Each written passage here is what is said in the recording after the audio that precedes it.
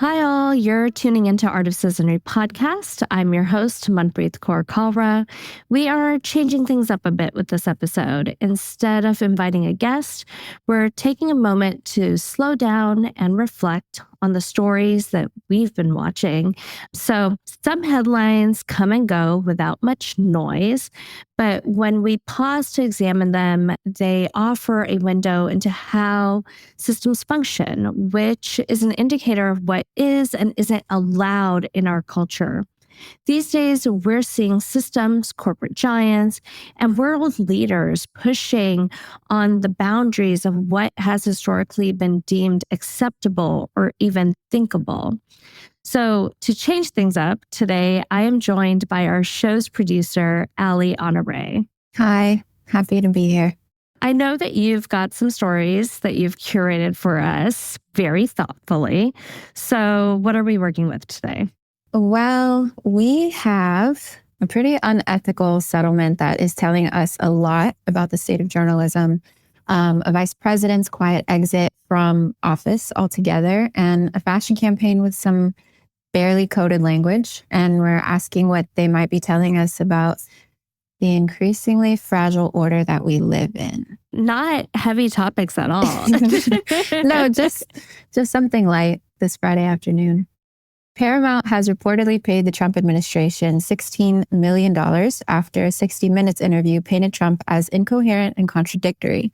The settlement, allegedly in response to his dissatisfaction with how he appeared, preceded the approval of the Paramount-Skydance merger. Yeah, so we are recording this conversation on August 8th, and just yesterday, on August 7th, Paramount Global and Skydance Media completed their $8.4 billion merger, right? And so this merger has been incredibly controversial since the beginning for a variety of reasons, including the fact that the approval of their merger came weeks after Paramount settled a meritless $60 million lawsuit filed by Donald Trump.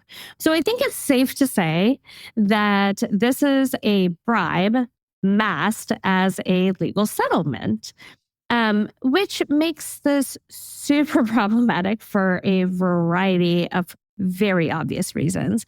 But the part I want to call out is that anti-monopoly laws are meant to uphold the rule of law.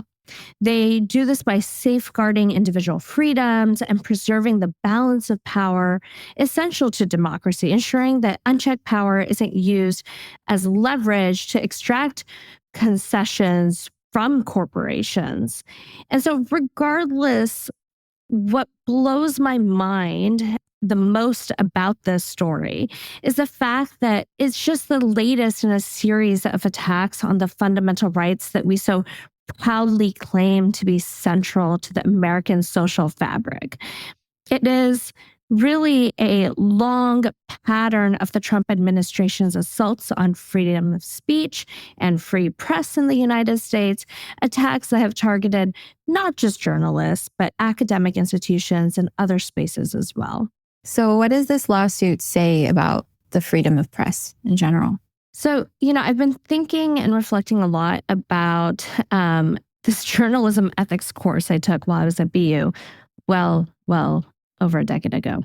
And I remember us discussing what role journalists are meant to serve in a healthy democracy. And so I think when we talk about freedom of the press, we have to reflect on the historical role of the press as a government watchdog, essentially ensuring checks and balances and really referred to as the fourth estate. So the term fourth estate refers to the press as a societal force that holds power to account, particularly the government, corporations, and other institutions. It is called the fourth estate to distinguish it from the traditional three estates of power in a functioning democracy. And those are the legislature, which makes laws, the executive, which enforces laws, and then the judiciary, which interprets laws. So the press really functions as this like balancing power to our way of thinking about checks and balances. So when the press is compromised by corporate influence or political coercion, it threatens the integrity of the fourth estate and by extension, the democratic system itself. So when functioning the way it is intended to, it's meant to uphold transparency, accountability, and democratic discourse. The point of freedom of press is that you and I, as consumers of media, are able to consume and choose what we want to consume.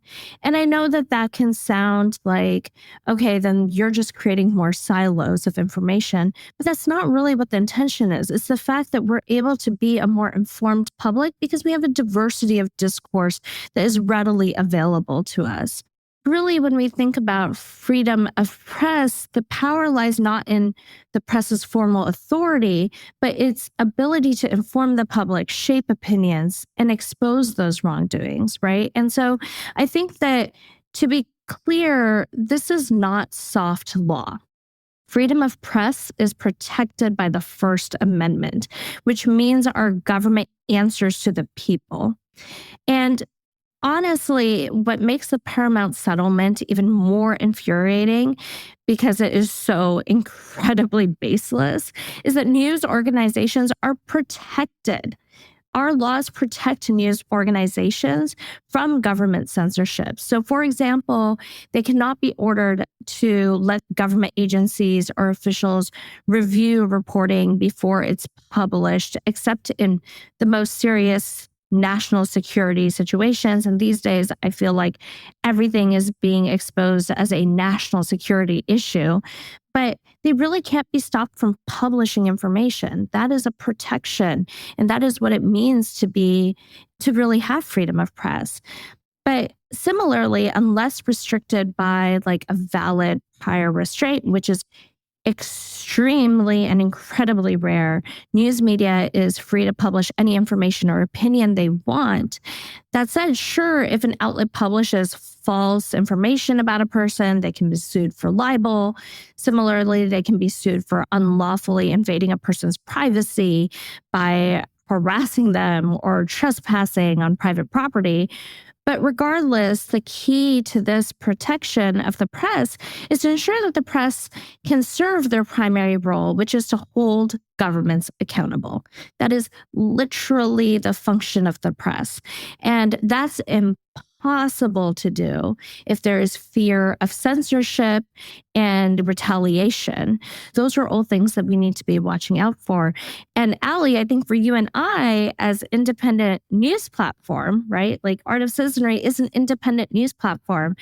We need to be watching, and anyone else in the space should be watching what's unfolding, because we need to be vigilant. And that we're seeing the freedom of press really being attacked, because it's clear that the freedoms we have taken for granted in this country are so much more fragile than many of us realized. As you mentioned, the press has historically been a fourth estate of the government. And what we're seeing is the executive branch infringe on the foundational principles of its purpose, which is to hold governments accountable. I think also it's important to talk about how the independence of newsrooms that are housed under parent media corporations, how does that affect any kind of editorial independence that these newsrooms have? Yeah, this settlement deeply undermines public trust in newsroom independence. We can all agree that everything is political, right? I mean, we know for a fact that most news outlets have biases, right? Like you and I have a bias. The news that we share is going to come from the lens that we hold. And I recognize that. But I think it's important to recognize that everything is political. That includes the news we consume and the decisions that shape what we consume. So in theory, standards of practice departments exist to uphold journalistic ethics. That includes truth-telling, accuracy, and public accountability. However, when a financial settlement is made in response to editorial content, it suggests that these ethical principles can be subordinated to appease power, protect corporate interests, or smooth regulatory pathways, which is what we've seen very much unfold in this, right? So if editorial decisions are vulnerable to corporate override, especially when tied to billion-dollar mergers, it is not unreasonable to assume or wonder whether the news we consume is filtered through a lens of political and financial expediency. Really, this makes me think about a series of episodes in The Crown on Netflix, because there's a few episodes in which we see how the royal family uses their influence to shape public perception about themselves and members of the family. They have their preferred press. They have access to be able to, quote, kill a story from hitting the news racks. So power and its ability to influence what information we, the public, do and do not have access to is not new. It's just becoming a lot more dangerous.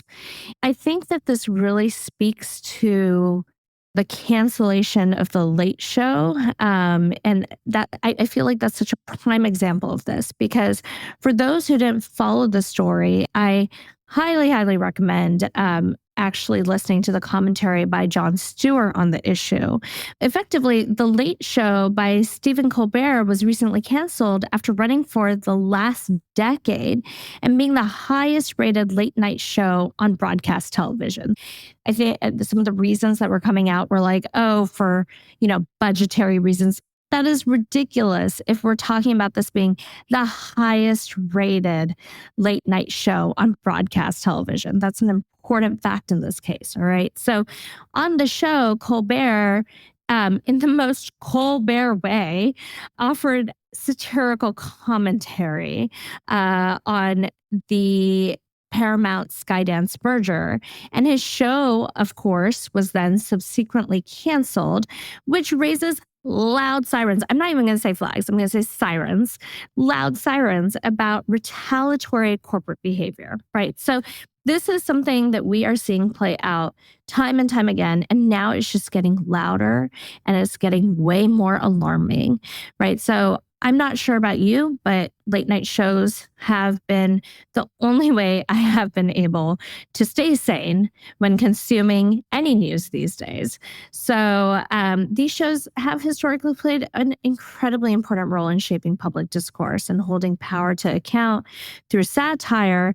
And to top it all off, of course, after the whole Colbert thing panned out, Donald Trump, who has so many unnecessary opinions and an incredibly fragile ego, claimed that Fallon and Kimmel are next. So that's kind of the situation that we're working in right now. What does it mean for press freedom when a president can demand favorable coverage and when he doesn't get it, there's a financial payout? I mean, I think that press freedom really relies on the press's ability to scrutinize power, right? We talked about this a bit earlier. It's the core function is to be able to scrutinize and function as a watchdog without fear of retaliation or coercion.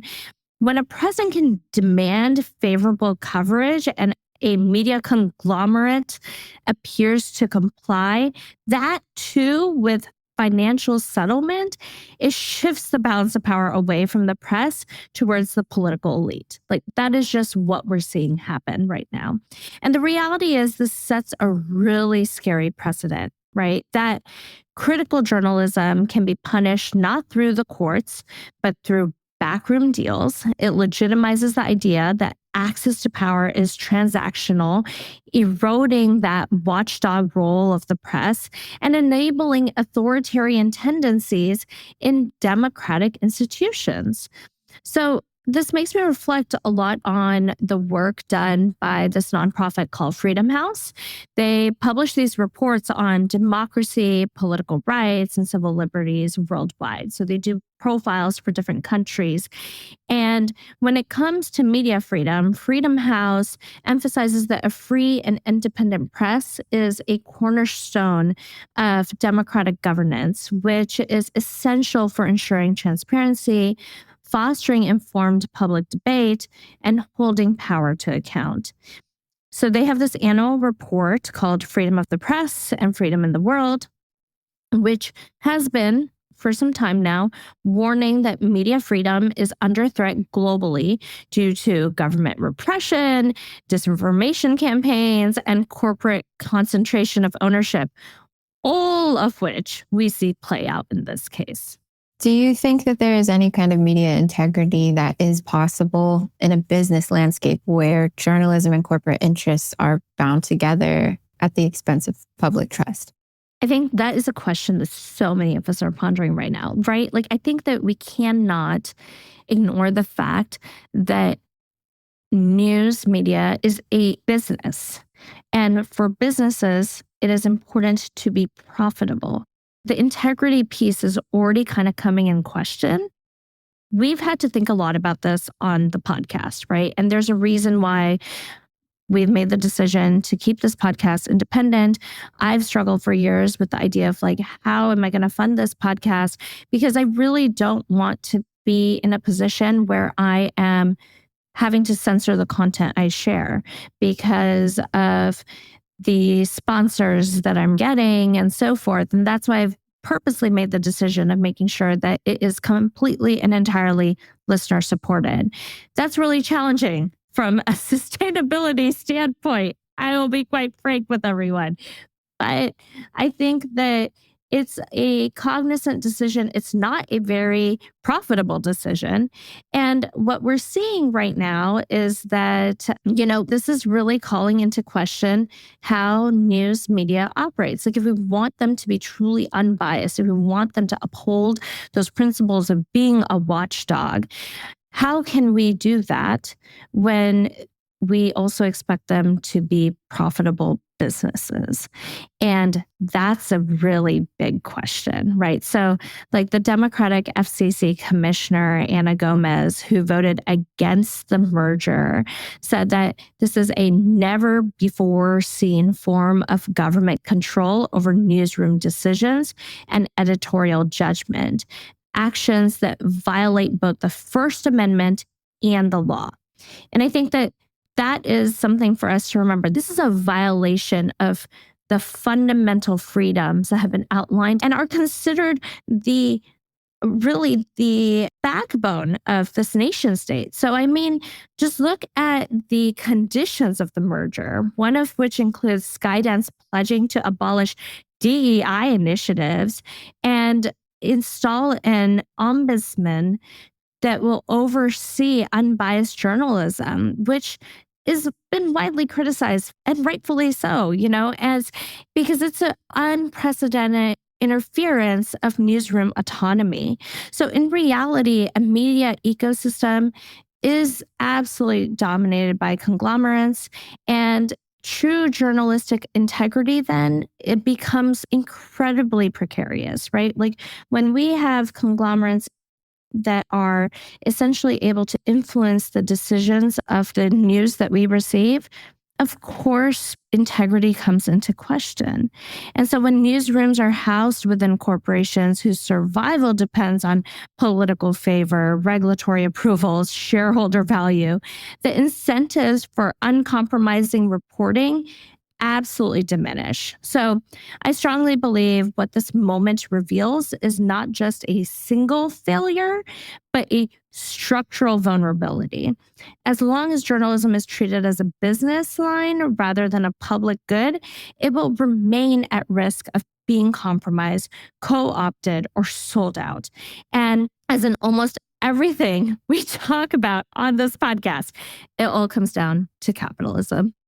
Speaking of structural vulnerabilities, we recently saw in an appearance by former Vice President Harris President Harris shared that she has no intention of running for office, explaining that she believes the system is broken. The moment received minimal attention, but I think it's a pretty big deal. What might she mean by broken? Could she be referring to the ongoing efforts to undermine the Constitution, limiting voting rights, or even Maureen Comey was recently fired, who was pursuing an investigation into the Epstein charges? There's a lot going on. There's a lot she could be referring to, but what do you think it is? Yeah. I mean, I think that I don't know, to be honest. Like, I don't know what she's referring to, but I do think we have to take a moment to realize is that we've talked about this before. The system is broken, right? Like the phrase "the system is broken" has been widely used, and it's been reused in different contexts. So, firstly, this comment was made on The Late Show by Stephen Colbert, and I think that given what we're discussing, it's pretty telling of the context in which it's being even stated, the setting in which it's being stated. And, the story surrounding the cancellation of Stephen Colbert's show and the payout/bribe made to Donald Trump all very blatantly illustrate how broken the system is, right? And I do believe that Vice President Harris made an incredibly important point, reminding us that democracy is fragile, right? Like that is something that I think many of us don't realize. We take democracy, the concept of democracy, or even the illusion of like individual freedoms for granted, but that whole system is incredibly fragile. And I'm not saying that democracy is the only system for a successful society, but I am saying that in the context of the United States and in the context of this conversation, when we've anchored so much on the idea of being a free society, freedom of speech, freedom of press, and that is the underpinnings of democracy. Well, I think that we then have to have critical discourse on how incredibly fragile those are, right? So when I hear her say that, I reflect on the fact that the system that underpins this nation state has honestly always been fractured. The safeguards we assume were unshakable, like press freedom, separation of powers, checks and balances, checks on corporate and political collusion, they're all being eroded in plain sight. I mean, we've been seeing this for some time. We're now seeing it very blatantly. So all that to say, I think it's reasonable for us to assume that what's happening now isn't the creation of a new problem, but the unmasking of an old one, where entrenched inequalities and power imbalances are no longer hidden behind institutional decorum. I think that we can say that's one thing Donald Trump has given us. He is very blatant and in your face about what he's thinking. And there is no hiding that he really is in the business of breaking down the system for the benefit of political and economic elite. So I think that that's something that we can be very clear about. And this moment is forcing us to confront the uncomfortable truth that the system's cracks have really honestly always been there. So now the fact that her comment passed with such little public attention is interesting to me, because I think that we've reached a point where the phrase "the system is broken" is so incredibly normalized. Like systemic dysfunction is essentially our new normal, which is very sad to reflect on. And I think that many of us are kind of in this boat of like the mask is off and people are finally realizing it. And I'm glad that people are realizing it, but it is also deeply saddening. So I suppose when we think about the word broken, it can mean a variety of things and has meant a variety of things, such as the political culture in which accountability is optional for the wealthy and powerful, but rigidly enforced for those who are marginalized, or even the more pervasive disillusionment, the sense that the mechanisms meant to safeguard democracy have been captured by the very interests they are supposed to restrain. So I think like the idea of the system is broken could be interpreted in so many different ways. And that's what makes that comment to me particularly interesting, because I think it leaves a lot of room for the gray. And I think at the end of the day, Vice President Harris is a politician, and part of it is leaving us in the gray as part of political discourse. Do you think the language is a political distancing tactic, or do you think it's an honest recognition of the systemic rot that she's observed from the inside? I'm not sure, but I will say that she isn't wrong, right? You don't have to be on the inside to see just how broken things are. And the thing is, none of this is new, right? It makes me reflect on a statement made by the executive director of Open Markets Institute regarding the Paramount acquisition, in which he pointed out how pro-monopoly policies were put in place under Presidents Reagan and Clinton. So these cracks and fractures aren't new. We're just finally unmasking how deep they really go. How can we discern the sincerity from narrative shaping? When is institutional critiques coming from within an earnest observation versus kind of a personal brand builder? Yeah. I think that the question on sincerity is really complicated, right? Insiders carry both proximity to the problem, but also complicity, right? And so I think that's where it gets a little complicated. Also, public statements, especially from high-profile political figures, are rarely truly candid. They are calibrated, thought out for the audience, for the setting. The thing is, you can call out the fires that are happening, but dissent is only powerful when you name the cracks, right? And we have talked about this a lot on our previous episodes, is naming the issues and the entities causing harm. So naming the corporations that are doing the harm, and naming the political figures who are making the decisions and those who are benefiting from harm. And so narrative shaping really relies on a performance of dissent. That's kind of what it really needs in order for it to be successful. But sincere dissent, in my opinion, not only names the flaws, but also who the beneficiaries are, and really points towards remedies that demand structural change.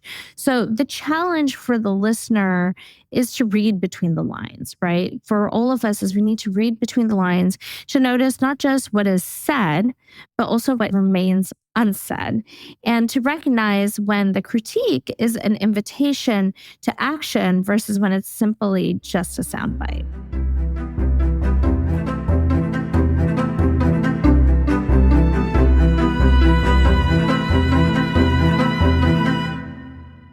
I think narrative shaping is a huge part of our daily lives. I think everything is a story when it comes to media that we consume. And so that said, let's shift gears once again. I have one last kind of umbrella topic that I want to dive into with you, which is a recent campaign by American Eagle starring Sydney Sweeney. Genes are passed down from parents to offspring, often determining traits like hair color, personality, and even eye color. My genes are blue.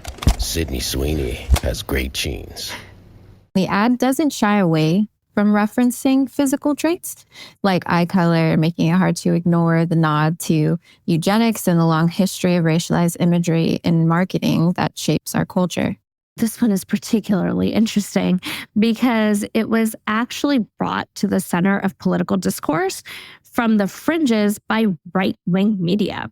And it was further fanned by comments made during a podcast interview with J.D. Vance. I mean, there's so much that has happened. Like, the right-wing media really was like, yes, let's take advantage of this news story and really bring some conversations that were happening on the fringes front and center and make this a political thing. And I'm not arguing that this was not political. It absolutely was. But I think that understanding that context is important because the reality is that many things can be true at the same time.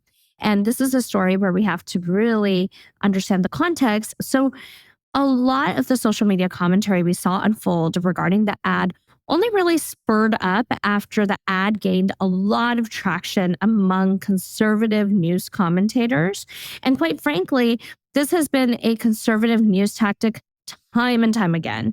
The political right has honed in on this strategy, recognizing that stirring up controversy over cultural flashpoints can fuel public resentment and really fuel this political divide that we're seeing. So the New York Times actually published an interesting piece, I believe it was just yesterday, diving into the metrics around how the ad picked up so much attention. And basically, once the issue caught fire among right-wing commentators, criticism from the left noticeably intensified. So what I struggle with when it comes to news stories such as these is, do I really fan the flames, right? Like, do we spend time talking and thinking about it? But given the fact that American Eagle has doubled down and cashed in and clearly rage baiting the content, I do think this ad calls for critique. And so, to your point that you were making earlier, the language here, great genes, is obviously alluding to the idea of genes as in genetics. And the public perception spinmeisters know that they can leverage it to create a narrative that sparks controversy and, at the end of the day, financial returns, right? Again, it all comes back to capitalism and money. All right. So, making blue eyes synonymous with great genes is deeply rooted in the idea of purity and desirability being synonymous with whiteness. This has been weaponized for centuries to enforce racial hierarchies. We've seen similar codes before. Abercrombie and Finch's early 2000s campaign leaning heavily into white upper class heteronormative imagery that quietly signaled who belonged and who didn't. I mean, this is not new. I think the early 2000s was a hard time for women of color, or people of color in general, for that matter, to see themselves in fashion trends. Brands like American Eagle and Abercrombie were huge reasons for that. So why do you think beauty and fashion brands keep recycling these same ideals in 2025? Because it's no longer 2020. I mean, I hate to say it, right? Let's be honest. I feel that, we saw this. It's so interesting. You go back and a lot of these companies were like, oh yeah, so diversity is really in right now. So let's go ahead and put some people of color on our, ads and cash in on that right now. And then they realize, oh, what's really popular all of a sudden? Just whiteness. Whiteness is popular again. So we're going to go ahead and go back to that. I mean, honestly, it's no longer 2020 and the political climate is very much rewarding these old, very racist ideals on who belongs and who doesn't. And so one part of the answer might be corporate cynicism. Looking at the timing, American Eagle's stock has been sliding, signaling a potential crisis. Then this campaign launches, it stirs outrage. Trump praises it. And suddenly the stock jumps 23%, right? That's not an accident. That's rage bait marketing. It's the same playbook Pepsi ran with the Kendall Jenner protest in 2017, release something inflammatory, benefit from both the outrage and the attention, and then ride the wave back into cultural relevance. Right. So you would call this a strategy rather than a misstep. Absolutely. Considering how they doubled down on the ad instead of releasing an apology, the fact that they came, from a boardroom of white executives, which we have verified, makes it even clearer, right? They're not just selling jeans, they're selling a narrative. And in doing so, they're tapping into centuries-old sentiment of supremacy and exclusion. It's a dangerous feedback loop. The more profitable it becomes to fan the political flames with racist and exclusionary messaging, the more we'll see it replicated. I also think that this campaign, as I mentioned earlier, tells us just how superficial all those 2020 diversity and inclusion campaigns by fashion brands and companies across the board truly were. Quite frankly, American Eagle doubling down is both infuriating and not surprising because at the end of the day, it comes down to shareholder profit. right? So by reducing a campaign to a feel-good story about genes and sidestepping any acknowledgement of the harm in its messaging, the company essentially tries to erase notion that there was anything wrong or worth critiquing, right? So it's like this, again, normalization of whiteness as being the epitome of what we as a society think is desirable or good or great or whatnot, right? And so their refusal to apologize is a reminder that capitalism has always been hinged on positioning whiteness as a default and the ideal. And nonetheless, corporate power remains a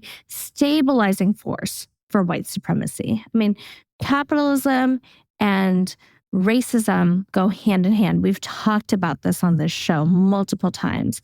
And I think it's important to remember that capitalism depends on white supremacist ideology. It repackages it. It sells it back to us as fashion. I mean, this campaign was not an accidental slip or marketing blind spot. It was deliberate. Which brings us to a bigger question. When corporations deliberately provoke outrage for profit, how do we then, as consumers and citizens, respond without feeding the very machine that we're critiquing? Yeah, I mean, I think that that's really challenging because one of the ways that I think we need to start thinking about responding is by shifting our attention towards actions that disrupt the profit cycle rather than fuel it, right? So outrage is a resource in the attention economy, and corporations that traffic in provocation rely on us to amplify their message, right? Even when we're condemning it, we are effectively bringing it back into the discourse, and that is profit. It's like that notion, right? That no press is bad press. This is really what that is, right? So that means resisting the impulse to engage on the terms of the corporation. That means sharing the ad, repeating their slogan, or debating within the frame that they've set. Instead, we can redirect the conversation towards the underlying issues they're exploiting, support alternative voices, and push for structural changes, such as advertising standards that make exploitation less lucrative. So I suppose the most powerful response in my perspective is deliberately rerouting our energy towards spaces that cannot be so easily commodified, and ensuring that we aren't fanning the flames corporations and our political leaders at this point are banking on, which is honestly very hard because corporate accountability is so important.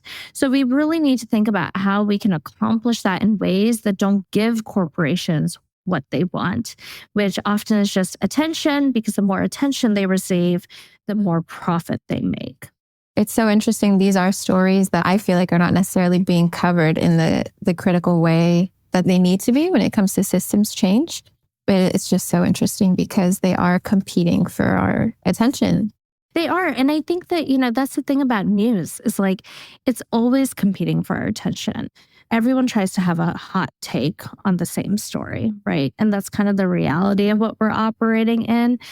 But I do think that there are moments where, especially with social media and the way that social media brings news stories into discourse and relevance, we need to have a moment to pause, because we do a lot of consuming of content, but we don't actually pause to slow down and reflect on that content and think about, okay, what are the perspectives that might be missing from the discourse? And why is this all of a sudden so important? Why is it demanding my attention?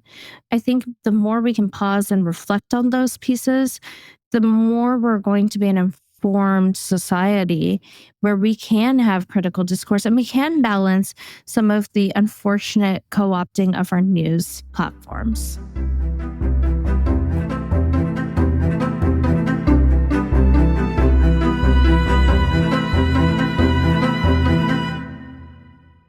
Curiosity is not just a tool for learning, but a practice of care for ourselves, for truth, and for each other. And so I truly hope that you continue to nurture your curiosity through these conversations and slow down and think about what are the perspectives that might be missing from the news that I am consuming. Thank you again, Aly, for joining me for this conversation. It's so fun to be able to actually bring some of the conversations that you and I end up having actually during our meetings to the mic. Yeah. Thank you so much for having me. It's always a joy to get to talk to you about any of these issues, and it's been a pleasure.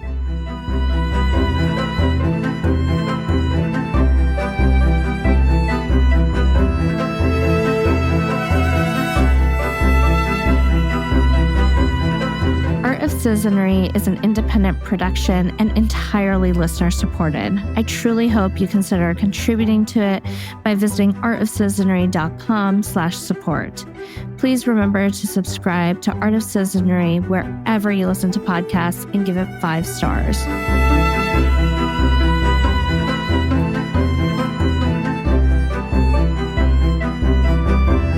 Thank you to our producer, Aly Honoré, and editor, Stephen Blevins. Original theme music by Katrina Zemrat.